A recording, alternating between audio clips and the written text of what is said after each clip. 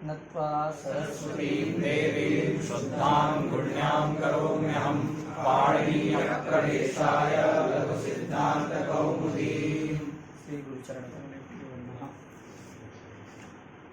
तुल्यास्य प्रयत्नं सवर्णम, इस सूत्र के द्वारा हमने सवर्ण संज्ञा का अध्ययन किया।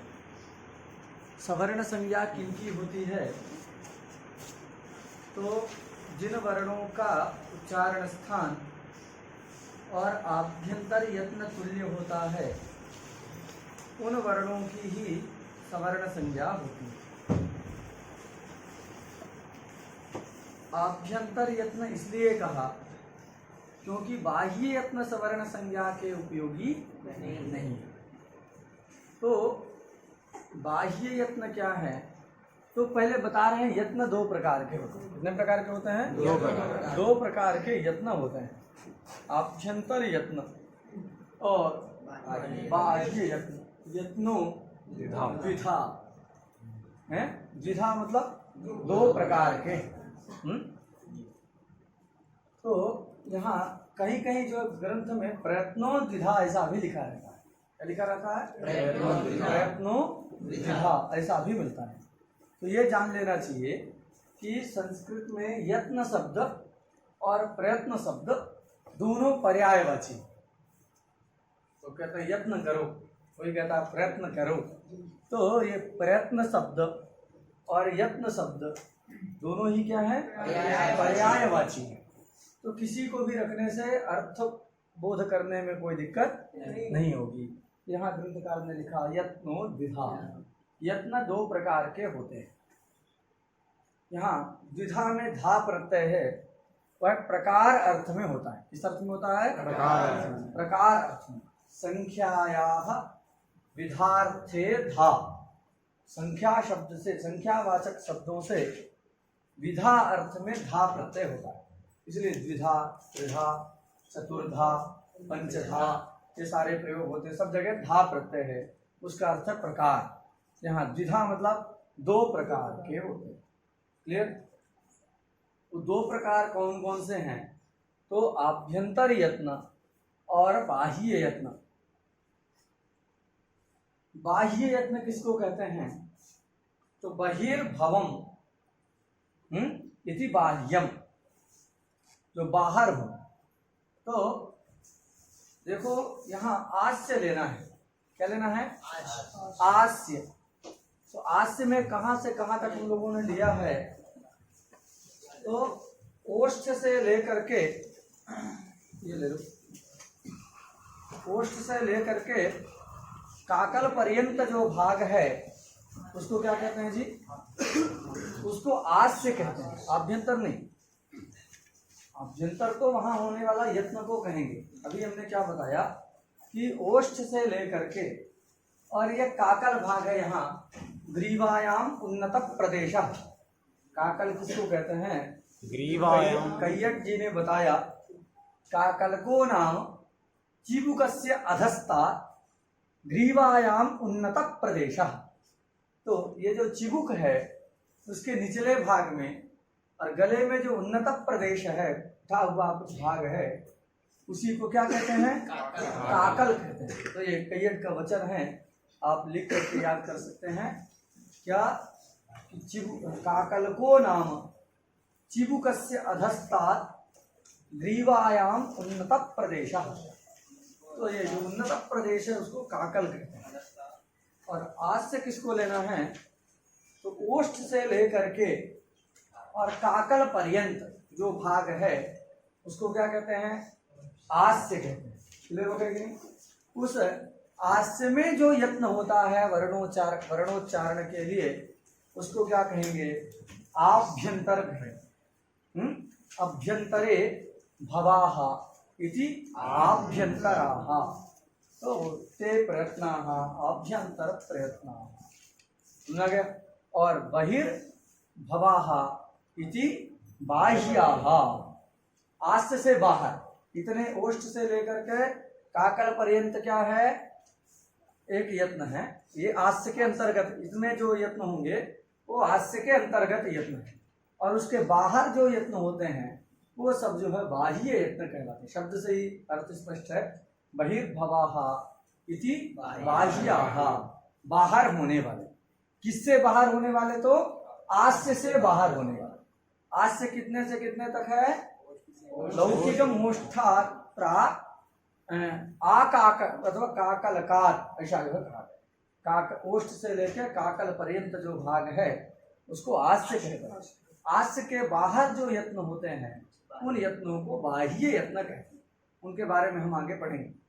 और जो अभ्यंतर मतलब अंदर, अभ्यंतर मतलब अंदर, तो आस्य के अंदर होने वाले जो यत्न हैं उनको आभ्यंतर कहते हैं। अभ्यंतरे भवाः इति आभ्यंतराः, तो आभ्यंतर यत्न कहलाते हैं। दो प्रकार के यत्न हैं, आभ्यंतर यत्न और बाह्य यत्न। सवर्ण संज्ञा के लिए कौन सा यत्न उपयोगी है? तो आभ्यंतर यत्न उपयोगी है। कैसे हम लोगों ने जाना कि आभ्यंतर यत्न ही लेना है? तो वहां प्रा शब्द लिखा हुआ, क्या लिखा है? प्रयत्न, ऐसा है, तुल्यास्य प्रयत्नम। तो प्रा शब्द के बल से ही हम यह जानते हैं कि वहां पर कौन सा यत्न लेना है? आभ्यंतर लेना है। क्यों? क्योंकि प्रा शब्द प्रकर्ष का बोधक है। और वह प्रकर्ष क्या है? तो प्रकर्ष है वर्णोत्पत्ति व्यवहित प्राक भावित रूप प्रकर्ष। ऐसा प्रकर्ष है प्राक भावित रूप अथवा प्राक कालिकत्व रूप प्रकर्ष है। तो वर्ण के जैसे हमको सुनाई दे रहा है, निकल रहा है, उसके तुरंत पूर्व में होने वाला यत्न क्या है? आस्य में होने वाले यत्न ही है। अतः आभ्यंतर यत्न ही सूत्रस्थ प्रयत्न, आभ्यंतर यत्नों का ही ग्रहण होता है। क्लियर हो गया कि नहीं?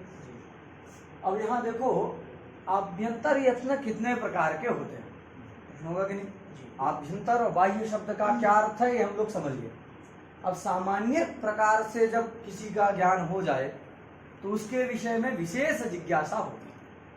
जब तक आप जान ही नहीं रहे थे कि कोई यत्न है, यत्न भी कुछ होता है, तब तक आपके मन में कभी प्रश्न नहीं आया होगा कि कौन कौन से यत्न हैं, कितने प्रकार के हैं, यत्न किसको कहते हैं, ये सब कुछ नहीं आया होगा।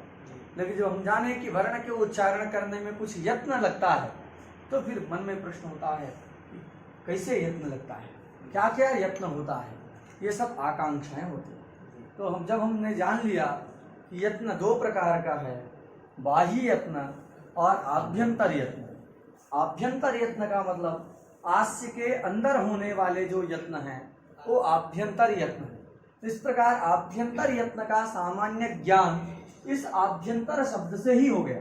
किससे हो गया? आभ्यंतर शब्द से ही आभ्यंतर यत्न का सामान्य ज्ञान हमको हो गया। इसलिए उसके विषय में विशेष जिज्ञासा होती है कि आखिर ये आभ्यंतर यत्न कितने प्रकार के होते हैं। होगा कि नहीं? आभ्यंतर यत्न कितने प्रकार के होते हैं, इस प्रकार की एक विशेष आकांक्षा उत्पन्न होती। तो यहाँ लघु कौमुदीकार बताते हैं कि 4 आभ्यंतर यत्न, 5 आभ्यंतर यत्न, कितने हैं? 5 आभ्यंतर यत्न होते हैं। कौन कौन से हैं? तो समझ आ गया कि नहीं? कितने आभ्यंतर यत्न हैं? 5 जो है आभ्यंतर यत्न होते हैं। कौन कौन से हैं? तो उनका नाम लिखते हैं।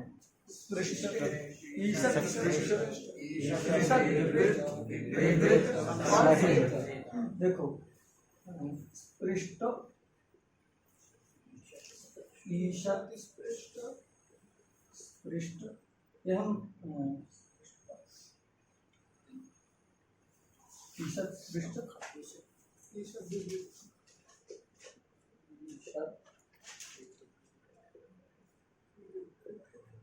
विवृत और इसका विवृत है ना, ईशद विवृत, विवृत और संवृत। तो ये 5 पद हमने अभिभक्ति प्रयोग कर दिया आपको समझाने के लिए।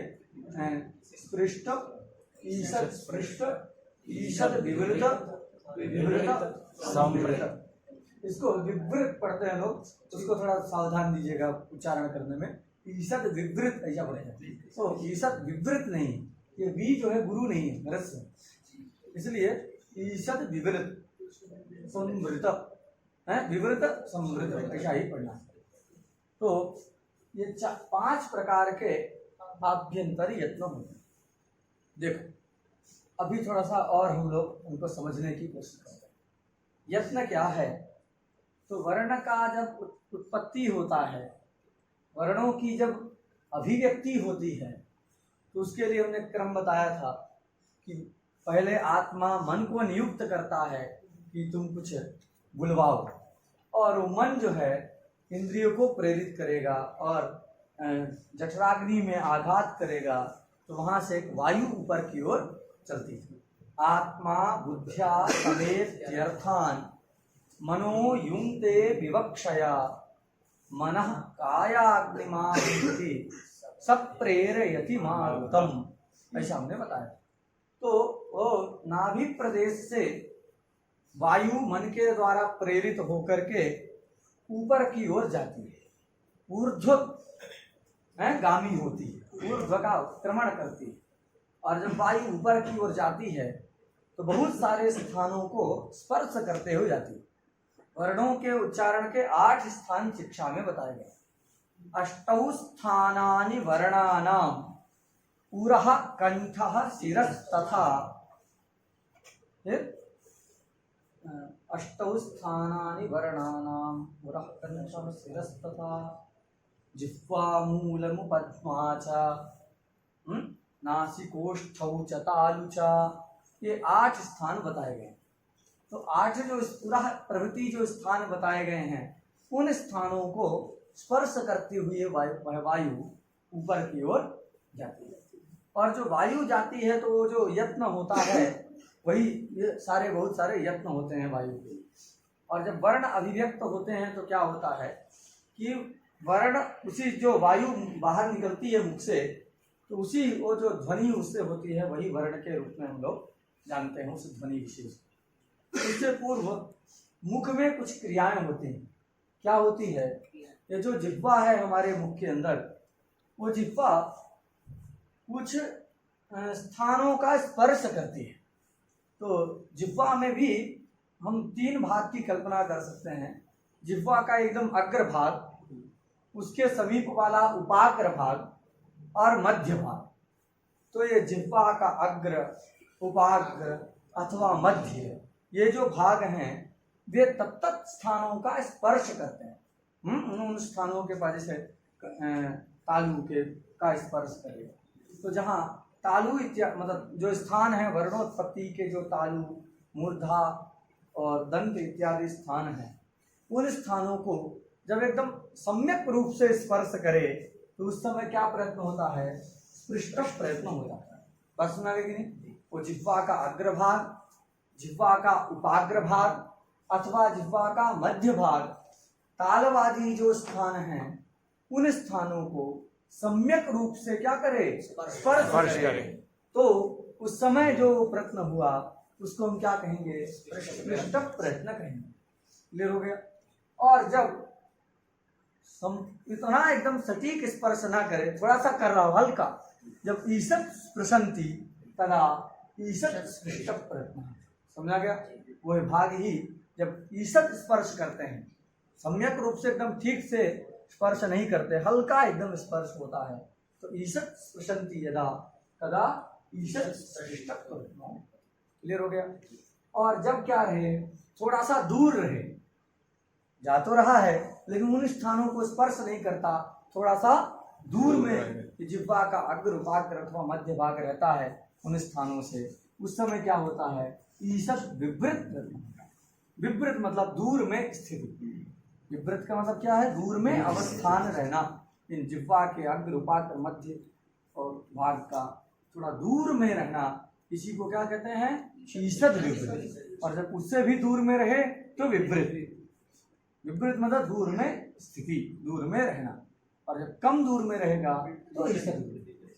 और समृत का मतलब जो है पास में रहना ही समृत। क्लियर हो गया कि नहीं?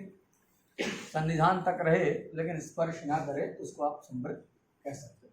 इस प्रकार एक एक शब्द का मीनिंग हम लोगों ने जाना कि स्पृष्ट क्यों कहते हैं, ईषद स्पृष्ट क्यों कहते हैं, ईषद विवृत क्यों कहते हैं, विवृत क्यों कहते हैं और समृद्ध क्यों कहते हैं। तो शब्दतः स्पष्ट है क्यों। एक बार पुनः आप ध्यान दे दें कि जब जिह्वा का अग्र और उपाग्र तथा मध्य भाग तालवादी स्थानों को सम्यक रूप से स्पर्श करे, स्पष्ट रूप से स्पर्श करे तो उसको स्पृष्ट प्रयत्न करते हैं। और जब थोड़ा स्पर्श करे, ईषद स्पर्श करे तो ईषद स्पृष्ट प्रयत्न होगा। तो दूर में रहे तो विवृत होगा, थोड़ा दूर में रहे तो ईषद विवृत होगा, और जब समीपस्थ रहे तो उसको समृद्ध। इस प्रकार ये 5 प्रकार के प्रयत्न जो है आभ्यंतर यत्न होते हैं। ये आभ्यंतर यत्न ही सवर्ण संज्ञा के प्रति उपयोगी होते हैं, सवर्ण संज्ञा के उपयोगी होते हैं। अब प्रश्न होगा किन वर्णों का कौन सा यत्न होता है।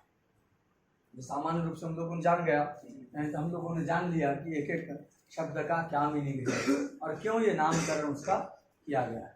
अब प्रश्न होता है कस्य वर्णस्य है कहा प्रयत्न, किस वर्ण का कौन सा आभ्यंतर यत्न होता है। ये स्पृष्ट किनका होता है, ईषद स्पृष्ट किनका होता है, ईषद विवृत किनका होता है। इस प्रकार की एक विशेष आकांक्षाएं, एक विशेष आकांक्षा यहाँ पर उत्पन्न होती है। उस आकांक्षा की शांति के लिए ग्रंथकार कहते हैं तत्र स्पृष्ट प्रयत्न। ये जो स्पृष्ट प्रयत्न है इनका है स्पर्श वर्णों का, इनका है स्पर्श वर्णों। तो जो स्पर्श एक संज्ञा है, स्पर्श क्या है, संज्ञा है। तो स्पर्श संज्ञा का जो वर्ण है वो क्योंकि वो साफ सुथरा स्पर्श करते हैं ना, तो स्पर्श जो वर्ण है उनकी स्पर्श संज्ञा हो जाती है। अतः स्पर्श संज्ञा का जो वर्ण है उन सभी वर्णों का कौन सा कौन सा प्रयत्न होगा, तत्र स्पृष्ट प्रयत्न स्पर्शानाम। क्लियर, स्पर्श संज्ञकानाम शब्दानाम स्पृष्ट प्रयत्नो भवति। क्लियर, स्पर्श संज्ञा का जो प्रयत्न है उनका स्पृष्ट प्रयत्न होता है। फिर ईषद स्पृष्टम अंतस्थानाम, अंतस्थ भी वर्णों की संज्ञा है। तो जो अंतस्थ संज्ञा का वर्ण है कौन है, तो आप लोग कंठ किए होंगे कि यणो या वा रा ला। तो ये जो 4 वर्ण हैं वे अंतस्थ संज्ञक कहलाते हैं। और उन अंतस्थ वर्णों का प्रयत्न क्या होता है, तो ईषद स्पृष्ट प्रयत्न होता है। इसके बाद ईषद विवृतम ऊष्मणाम, ऊष्म संज्ञा होती है। जिन ऊष्म संज्ञा क्यों है, तो इसलिए ऊष्म कहते हैं क्योंकि उनका उच्चारण करने में वायु गर्म निकलती है, ऊष्म वायु निकलती है, इसलिए उसको ऊष्म प्रयत्न नहीं है। प्रैक्टिकल करके आप देख लीजिएगा। तो ऊष्म क्यों कहते हैं, क्योंकि उनके उच्चारण करने में वायु ऊष्म निकलती है, ऊष्म वायु निकलती है, इसलिए उनको उनकी संज्ञा हो जाती है ऊष्म। ऊष्म संज्ञा का जो वर्ण है सा सा सा और हा, तो ये सारे वर्ण का प्रयत्न कौन सा होता है, तो ईषद विवृत प्रयत्न होता है। क्लियर। इसके बाद आया विवृत। तो विवृत किनका होता है, विवृतम स्वर वर्ण है। स्वर का मतलब हमने बताया था स्वयं राजन्ते, जो स्वयं क्या हो, राजित हो, जिनके उच्चारण के लिए किसी दूसरे की सहायता जिसको अपेक्षित ना रहे, तो जो स्वयं उच्चरित हो जाएं, ऐसे जो वर्ण हैं उनको स्वर कहते हैं। स्वर वर्णों का जो है कौन सा प्रयत्न होता है, तो विवृत प्रयत्न होता है। क्लियर हो गया, विवृतम। फिर आता है समृद्ध। तो समृद्ध प्रयत्न किसका होता है, जो ह्रस्व आकार है। कौन है, ह्रस्व आकार, यह ह्रस्व आकार है। इस ह्रस्व आकार का कौन सा प्रयत्न होगा, समृद्ध प्रयत्न ह्रस्व आकार का होता है। लेकिन अगर ह्रस्व आकार का समृद्ध प्रयत्न मान लें तो एक बड़ी समस्या जो है, शिक्षा में तो कहा गया है कि ह्रस्व आकार का कौन सा प्रयत्न होता है, समृद्ध प्रयत्न होता है। लेकिन ह्रस्व आकार का समृद्ध मान लेंगे तो एक प्रयोग बनता है दंडाढकम। क्या बनता है? दंडाढकम। अब ये दंडाढकम नहीं बन पाएगा। बात समझ आ गई कि नहीं? क्या समझे? ह्रस्व आकार को अगर समृद्ध ही मान लिया जाए तो दंडाढकम प्रयोग नहीं बन पाएगा। कैसे स्थिति रहती है? तो दंड और आढक, बाद में व्यक्ति वगैरह लाएंगे तो दंड आढक ये स्थिति। अब दंड आढक यहाँ पर होता क्या है?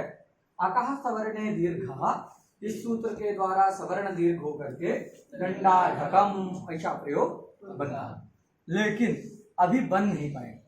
क्यों नहीं बन पाएगा? क्योंकि ये जो ह्रस्व आकार है वो उसका कौन सा यत्न है? समृद्ध। ह्रस्व आकार समृद्ध। दीर्घ आकार कैसा है? यह विवृत, विवृतम स्वराणाम। तो जो दीर्घ आकार है उसका कौन सा यत्न है? विवृत यत्न। ये जो ह्रस्व आकार है उसका समृद्ध यत्न है। अब ये देखिए कि इन दोनों की सवर्ण संज्ञा हो पाएगी कि नहीं? नहीं हो पाएगी। यद्यपि उच्चारण स्थान एक, ह्रस्व और दीर्घ दोनों आकार का उच्चारण स्थान अपविसर्जनीयानां कंठा के अनुसार क्या है? कंठ है कि कंठ का मूल है? मतलब जिह्वा मूल है, जिह्वा मूल है कि नहीं? कंठा तो लिखे हमने कल बताया था, कंठ शब्द जो है कंठ और तत्समीपवर्ती जिह्वा मूल का भी बोधक होता है। तो जिह्वा मूले तुपुः प्रोक्ता है ना, जिह्वा मूले तुपुः प्रोक्ता। जिह्वा का मूल ही कवर्ग का उच्चारण स्थान। तो इसका का मतलब तो का के लिए बताया, लेकिन अपविसर्जनीयानां कंठा के अनुसार जो आ है उसका कंठ, कंठ्यावहौ है ना, कंठ्यावहौ। तो ये दोनों आकार का अष्टादश अवर्ण का उच्चारण स्थान कंठ है। तो ह्रस्व और दीर्घ दोनों आ का भी उच्चारण स्थान कंठ हुआ। तो कंठ रूपी स्थान के एक रहने पर भी दोनों का प्रयत्न अभी क्या है? भिन्न भिन्न है। एक का समृद्ध है, दूसरे का विवृत है। अतः प्रयत्न भेद होने से दोनों आकारों की परस्पर सवर्ण संज्ञा नहीं होगी। जब सवर्ण संज्ञा नहीं होगी तो अकः सवर्णे दीर्घः, इस सूत्र के द्वारा सवर्ण दीर्घ भी नहीं होगा। क्यों? क्योंकि अकः सवर्णे दीर्घः क्या कहता है? अक से सवर्णी अच परे रहते पूर्व और पर के स्थान में दीर्घ रूप एक आदेश होगा। ये अक तो है, दंड शब्दावयव डकारोत्तरवर्ती जो आकार है वह अक है। उससे परे जो अच भी पर में है, लेकिन वह अच इस आकार का सवर्णी नहीं है। सवर्ण संज्ञा हुई नहीं प्रयत्न भेद होने से, तो सवर्णी अच पर में नहीं मिलेगा, जिससे कि अकः सवर्णे दीर्घा से दीर्घ नहीं हो पाएगा। दीर्घ नहीं होगा तो दंडाढकम ऐसा प्रयोग नहीं होगा। समस्या समझ आ गई? ह्रस्व आकार विवृत है, नहीं चलते, ह्रस्व आकार समृद्ध है और दीर्घ आकार विवृत है, ऐसा जब मानेंगे तो दंडाढकम में अकः सवर्णे दीर्घा से सवर्ण दीर्घ नहीं होगा। एक समस्या आ गई कि नहीं? इसलिए ग्रंथकार एक व्यवस्था दे रहे हैं। ये शिक्षा सिद्ध है। ह्रस्व आकार कैसा होता है? समृद्ध होता है, बाकी सारे स्वर विवृत होते हैं। ये शिक्षा में प्रतिपादित। ऐसा यदि मान लिया जाए सीधा सीधा तो दंडाढकम में क्या नहीं हो पाएगा? दीर्घ नहीं हो पाएगा। इस बात को विचार करके ग्रंथकार ने एक युक्ति से काम ली, और वह युक्ति क्या है वो बताते हैं। ह्रस्व आकार से प्रयोगे समृद्ध। ह्रस्व आकार कहाँ समृद्ध होता है? प्रयोग में समृद्ध होता है। प्रयोग का मतलब क्या है कि व्याकरण शास्त्रीय जितनी भी प्रक्रिया है वो प्रक्रिया जब हो चुकी हो और शब्द का हम प्रयोग करें तो उसको प्रयोगावस्था कहलाता है। जैसे अभी राम शब्द है, उस राम शब्द की कृत तद्धित समासाश्चा से प्रातिपदिक संज्ञा कर लिए कृदंत मान करके सु आएगा, ऋतु विसर्ग वगैरह करके रामः ऐसा बन गया। जब रामः बन गया तब यहाँ जो आकार सुनाई दे रहा है ह्रस्व आकार, ये आकार क्या होगा? समृद्ध। ये समृद्ध होगा। सुना गया कि नहीं? प्रयोगे समृद्ध। प्रयोगे का मतलब परिनिष्ठित दशाया, सब सारे व्याकरण की प्रक्रिया हो चुकी हो, सब हो गया कि नहीं, केवल हम प्रयोग कर रहे हैं वाक्य। तो व्याकरण प्रक्रिया के द्वारा निष्पन्न जो शब्द है उसका जब हम वाक्य में प्रयोग करते हैं तो उस पद का उस शब्द में उस पद में उस शब्द में विद्यमान जो ह्रस्व आकार होता है वह आकार किसा होता है? क्लियर हो गया कि नहीं? व्याकरण प्रक्रिया से निष्पन्न जो पद उस पद में यदि ह्रस्व उस पद का प्रयोग करते हैं और उसमें ह्रस्व आकार रहता है तो क्या होता है? संवृत होता है। ह्रस्वस्याकारस्य प्रयोगे संवृतम। और प्रक्रिया दशायाम तु विवृतमेव। जब भी हम शास्त्रीय प्रक्रिया करेंगे, व्याकरण के सूत्रों के द्वारा कोई कार्य करना होगा, व्याकरण शास्त्र के द्वारा कुछ उन शब्दों में कार्य करना होगा, तो प्रक्रिया करते समय कार्य करते समय तो ह्रस्व आकार भी क्या रहता है? विवृत ही रहता है। क्या रहता है? प्रक्रिया दशायाम तु विवृतमेव, है कि नहीं? विवृतमेव। प्रक्रिया दशा में तो विवृत ही रहता है। प्रक्रिया का मतलब व्याकरण शास्त्रीय प्रक्रिया। तो व्याकरण शास्त्रीय जो प्रक्रिया है दीर्घादि करने की प्रक्रिया, वो सब करने चलेंगे तो ह्रस्व आकार क्या होता है? ह्रस्व आकार भी विवृत होता है। ये ध्यान रखिएगा कि जो वर्ण समान न्याय है आ ई उन ऋलिक एवं इत्यादि, वहां जो आ उच्चरित है वह आ भी कौन सा है? विवृत ही है। अब भाष्य पढ़ेंगे तो आपको वहां यही विचार चालू होता है उन सूत्र में कि वह विवृत है अथवा जो है संवृत है। सिद्धांत यही है कि वह आकार क्या है? विवृत। आकार क्या है? विवृत। सुना है कि नहीं कि जो आयु इत्यादि में जो आकार है वो कैसा आकार है? विवृत आकार है। इसलिए जहां कहीं भी प्रक्रिया करना चलेंगे कौन सा आ रहेगा? तभी यहाँ प्रक्रिया करना है कि नहीं? सवर्ण दीर्घ करना है, इसलिए ह्रस्व आकार भी क्या रहा? विवृत रहा। दीर्घ भी विवृत रहा। दोनों की सवर्ण संज्ञा हो जाएगी। सवर्णी अचपर में मिल जाने के कारण आकार सवर्णी दीर्घ से दीर्घ होकर के दंडाढकम की सिद्धि। बात सुना गया? तो क्यों ये पंक्ति की आप विशेषता देखिए, ह्रस्वस्य वर्णस्य प्रयोगे संवृतम प्रक्रिया दशायां तु विवृतमेव। ये क्यों बताना पड़ा ग्रंथकार को? हमने विचार किया कि अगर ऐसा ना किया जाए, केवल यही मान लिया जाए कि ह्रस्व आकार सर्वदा क्या होता है? संवृत होता है और बाकी सब अच विवृत होते हैं, ऐसा मान लेंगे। दंड आढ़क की अवस्था में ह्रस्व आकार और दीर्घ आकार की सवर्ण संज्ञा नहीं रहेगी। सवर्णी अचपर में ना मिलने से सवर्ण दीर्घ नहीं हो पाएगा, जिससे दंडाढ़कम ये प्रयोग नहीं बन पाएगा। इसलिए क्या किया गया? ग्रंथकार ने युक्ति बताई कि प्रयोगे संवृतम, सर्वत्र संवृतम ना है। प्रयोग जब करते हैं तो हमेशा हमको संवृत ही सुनाई देता है, लेकिन शास्त्रीय प्रक्रिया करते हैं तो उस समय तो वह विवृत ही रहता है। और वर्ण समाम्नाय में विवृत ही उपदिष्ट। प्रयोग करते समय उसके लिए संवृत विधान हो जाता है। एक सूत्र है आ आ। क्या सूत्र है? आ। ये व्याकरण शास्त्र का अंतिम सूत्र है। आप पहला सूत्र कम से कम आदि अंत तो याद कर लीजिए। पहला सूत्र है और अंतिम सूत्र है है कि नहीं? तो ये जो है आ लास्ट सूत्र है। इसमें दो आ दिख रहे हैं। पहला आ जो है वो विवृत आ है, इससे षष्ठी का लुप हो गया है। तो लुप्त षष्ठीक ये जो है एक भिन्न पद है और यह लुप्त प्रथमांत पद है। तो जो पहला आ है वो क्या है? विवृत है। दूसरा आ है वह है संवृत। तो विवृत के स्थान में इसके द्वारा क्या हो जाता है? संवृत आदेश। बात सुना कि नहीं? विवृत आकार के स्थान में ही ये सूत्र क्या कर देता है? संवृत कर देता है। अब ये जो सूत्र है लास्ट सूत्र है, तो संवृत तो करता है, संवृत तो करेगा। जब हम प्रयोग करते हैं तो संवृत सुनाई देता है। जब किसी वाक्य में हम प्रयोग करते हैं तो आकार किसी पद में उसको रखते हैं तो क्या सुनाई देता है? विवृत ही देता है। लेकिन जब कार्य करना होता है तो पूर्व वाली स्थिति को ही दिखेगा। कौन सा? विवृत। क्यों? क्योंकि लास्ट सूत्र है। और जो है क्या नियम है कि सपादी की दृष्टि में त्रिपादी असिद्ध है और त्रिपादी में भी पूर्व की अपेक्षा पर असिद्ध, सबसे पर में है आ, तो सभी सूत्रों की दृष्टि में असिद्ध है कि नहीं है? आ जो है सबसे अंतिम में है। तो अष्टाध्यायी के जितने भी सूत्र हैं सबकी दृष्टि में ये आ सूत्र क्या है? असिद्ध है। असिद्ध का मतलब ये सूत्र है ही नहीं। उन जितने इसके पहले वाले सूत्र हैं उन किसी सूत्र को आ नाम का सूत्र दिखाई नहीं देगा। असिद्ध का मतलब क्या है, वो है ही नहीं। तो इस आ सूत्र को जितने भी पूर्ववर्ती सूत्र हैं, चाहे वो त्रिपादी के हों चाहे सपादी के हों, कोई भी दिखाई नहीं देंगे।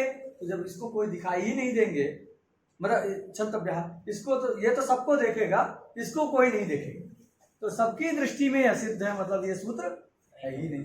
जब ये सूत्र है ही नहीं तो इससे विहित जो कार्य भी दिखाई देगा किसी को? तो किसी सूत्र को क्या नहीं दिखाई दे रहा? आ सूत्र ही नहीं दिख रहा, तो सूत्र से हुआ जो समृत आदेश रूपी कार्य है वो कार्य भी नहीं दिखाई देगा, हमेशा विवृत आ ही दिखाई देगा। इसलिए कोई भी प्रक्रिया में बाधा नहीं है। ये क्यों विवृत दिख रहा है प्रक्रिया दशा में, उसके लिए हमने युक्ति बताई। विवृत क्यों दिख रहा है, लिख दिया ना, प्रयोगे समृतम प्रक्रिया दशायाम तो विवृतमेव। कैसे जान गए कि प्रयोग में विवृत ही रहेगा और जो है प्रक्रिया दशा में प्रक्रिया में विवृत रहेगा और प्रयोग में समृत। प्रयोग के लिए तो आप कह सकते हो इसे सुनाई देता है, शिक्षा वचन भी कहता है स्वकार समृत होता है, लेकिन प्रक्रिया में विवृत ही रहेगा, उसमें क्या युक्ति है? तो कहे जो विवृत के स्थान में ही समृत आदेश करता है आ। तो लौकिक प्रयोग में तो इसकी चरितार्थता है, सब जगह सुनाई देगा, लेकिन सभी सूत्रों की दृष्टि में ये आ सूत्र क्या है? असिद्ध है, मतलब ये सूत्र है ही नहीं। जब सूत्र ही नहीं है तो तद विहित जो कार्य है समृत, वो भी किसी को दिखाई नहीं देगा, सबको विवृत आ ही दिखाई देगा, जिससे क्या होगा कि कोई भी व्याकरण की प्रक्रिया बाधित नहीं होगी। क्लियर हो गया? अभी हम लोगों ने पांचों आभ्यंतर यत्नों को पढ़ा। उन किसको?